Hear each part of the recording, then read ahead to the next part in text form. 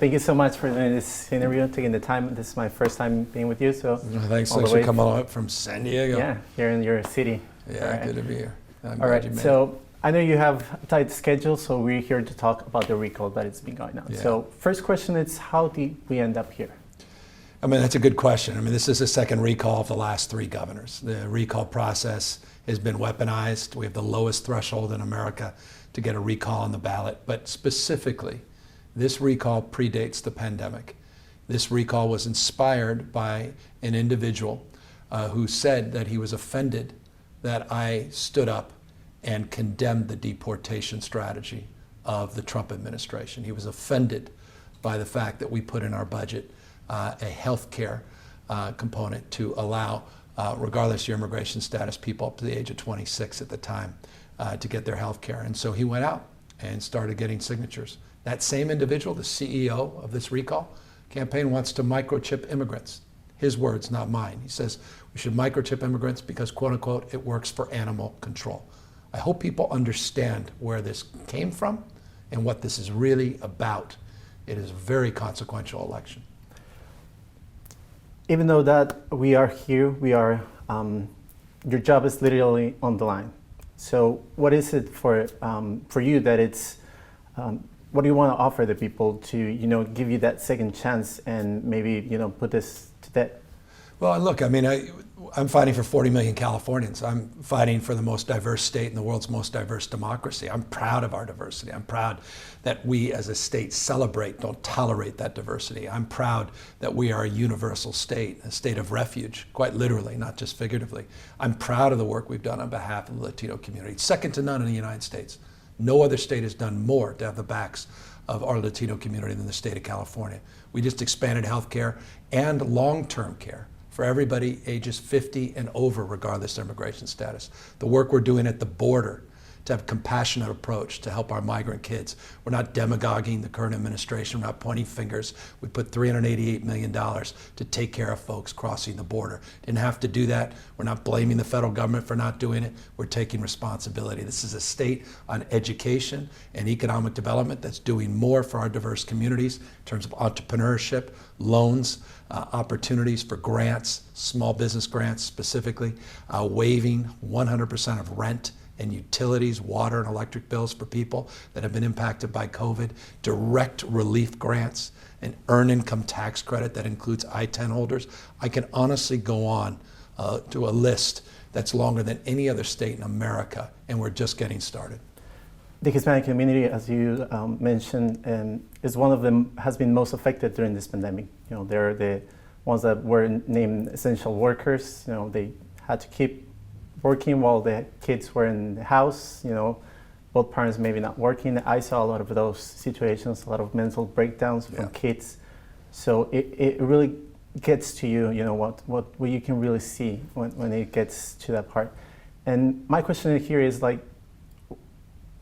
what can you offer to those people that not only had suffered, right, but are gonna keep suffering maybe if we don't act? Well, we have to be there for them, and that's why we're doing $5.2 billion to take care of their rent going back to last April.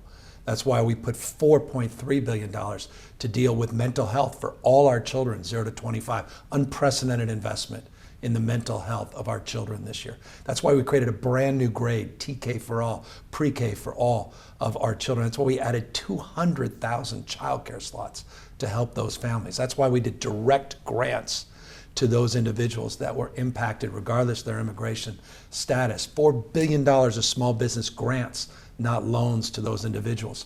Worked with farm workers, doing everything in our power to empower the community in language outreach, to get more people vaccinated, to get more people the supports they need. And I can only say deep empathy for what everybody has suffered through in the last 18 months. It's not unique to California, around the world, this global pandemic. But I will say this, as terrible as it's been, and it's been terrible, lives torn asunder because of this pandemic, California has fared better than the overwhelming majority of states in this country from a health outcome and an economic outcome. But it's absolutely right that the Latino, the Hispanic community has been disproportionately burdened because of the essential nature of the workforce. The community was there for us, We need to be there for them, not just today, but for years and years to come. You know, I guess the question is turnout, right? Like Hispanic community, and I can tell you that it's not one that, you know, go out and vote. So what can you tell them to just do that? You know, go out and vote, which is going to be really important because this is not a normal election, we can say. No, I hope people just understand the consequences. If they don't vote, you're going to have someone to the right of Donald Trump as your next governor, period, full stop. That's not even in debate. Larry Elder will be the next governor of California if we don't vote no on this recall. I cannot impress upon people the importance of voting no on this recall. The people behind this recall, the Republican National Committee, Donald Trump himself, Devin Nunes, Kevin McCarthy, Newt Gingrich, they're behind this recall. And this is an assault on the diversity of the state. This is an attack on the things we hold dear as Californians, as the most diverse state. Again, this recall comes from someone who wants to microchip immigrants. The consequences to the Latino community are off the charts. I cannot impress you. The most important election in my lifetime was last November, defeating Donald Trump, but we didn't defeat Trumpism. And this is their effort, off-year, off-month election, to get us while we're sleeping, not paying attention. I implore people, please, that ballot landed in your mailbox. It's not about turning out the vote, it's about turning in that ballot. We've made it as easy as possible. Simply turn it in by voting no, go to the mailbox, and you're done. The Latino community still is the one that might change this election for the better or for the worse. But we are here. We are here in that moment that it's been taking you time, it's been taking the state's money. So the impact of that in a moment that, you know, we cannot be having the luxury to spend more than we have.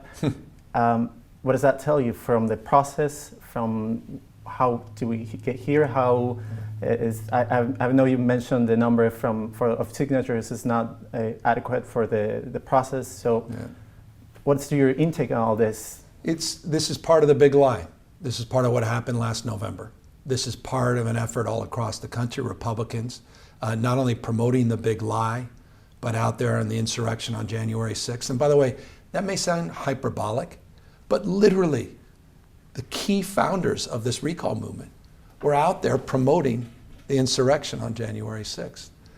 What's at stake here as it relates to what's going on in this country is this is an extension, a perpetuation of the voter suppression that we're seeing in other states.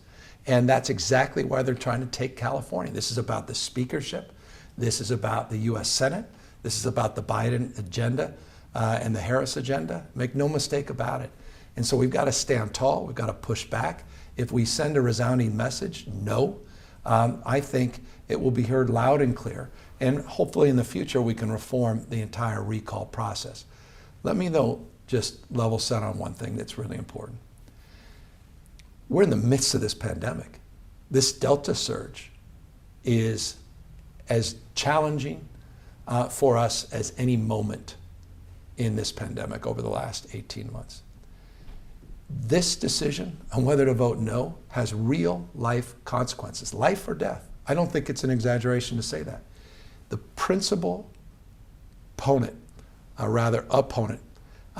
in this campaign, Larry Elder, along with all the Republicans, on day one want to eliminate the mask mandate in our public schools, and on day one want to eliminate all vaccine verifications, literally putting people's lives at risk. They want to model the Ron DeSantis Florida example. They want to model Texas and Mississippi and Alabama, and they could do that with the stroke of a pen.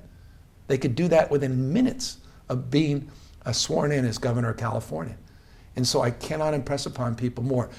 If we want our kids safe, back in school, which is so essential, if we want our essential workers healthy and vaccinated and know that people around us are vaccinated, then this is arguably as important as that last November election, because Trump may have lost, but Trumpism is still alive and well. And God forbid they take the reins of the fifth largest economy in the world as governor of California.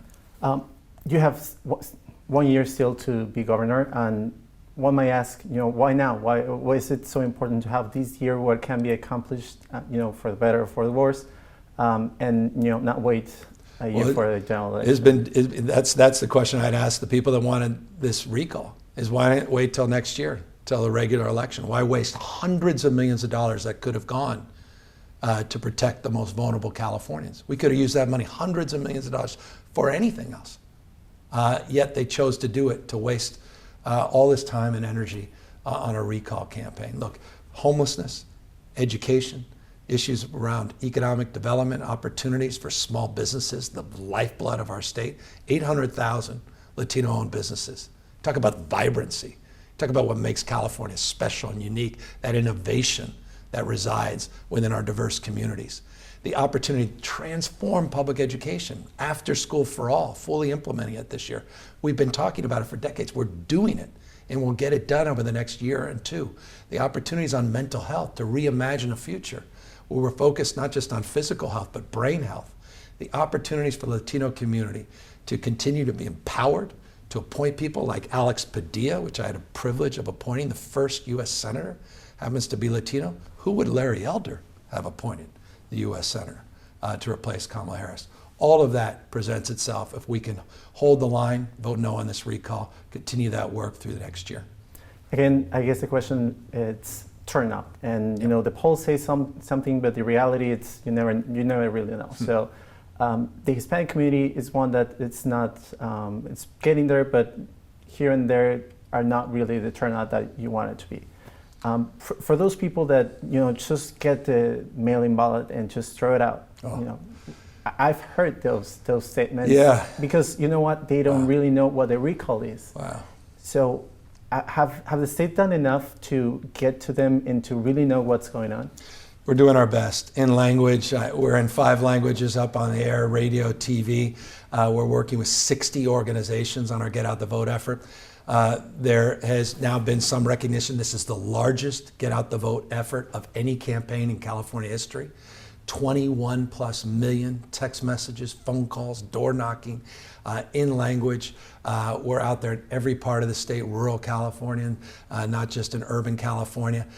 Look, the Latino community will be determinative. They'll decide the fate and future of their future. And the fate of our state, quite literally, is in their hands. And those ballots are also in people's hands. They're in not only their mailbox, they're now probably on the kitchen table. And all we ask is a simple thing. Just open it up. You'll see yes or no, circle no, and send it back in. You don't even have to put a stamp on it. We've taken care of that as a state. And the consequences will be profound. We'll send a blowback pitch to Trump and the Republican Party. Stay away from California, California values, and we'll be able to affirm the notion that this truly is a sanctuary state in every way, shape, or form, and we won't put at risk the progress we've made in our state. Last quick question, Governor. This recall, what can we learn as a state from this recall, and you as a governor, even though we may say or judge the process, what can we learn from it? Well, if they're successful, this will be weaponized in races up and down. I mean, you'll have state Senate races, you'll have assembly races, congressional recalls, you'll have district attorneys, city council members, mayors, boards of education. Will be chaos. You'll see it weaponized across the spectrum. I imagine if this recall is successful, there'll be immediately another recall petition to recall the person that was just successful. It will be laughingstock. I mean, honestly, there'll be a disequilibrium in California. It will have a profound impact in empowering the Republican Party nationwide. It will have a significant impact on the ability to continue to hold the House of Representatives. To be able to do comprehensive immigration reform, I can assure you, if they're successful in this recall, the impact on comprehensive immigration reform is profound. If we hold the line, the prospects of advancing the rights and needs and aspirations of 2.2 million residents of our state that don't have documentation, 175,000 plus DACA recipients, the opportunities we have to continue our integration, our strategies of empowerment in every sector of our society, those present themselves at a whole different level if we're successful by simply voting no. Thank you so much for your time. Honored. Thank you.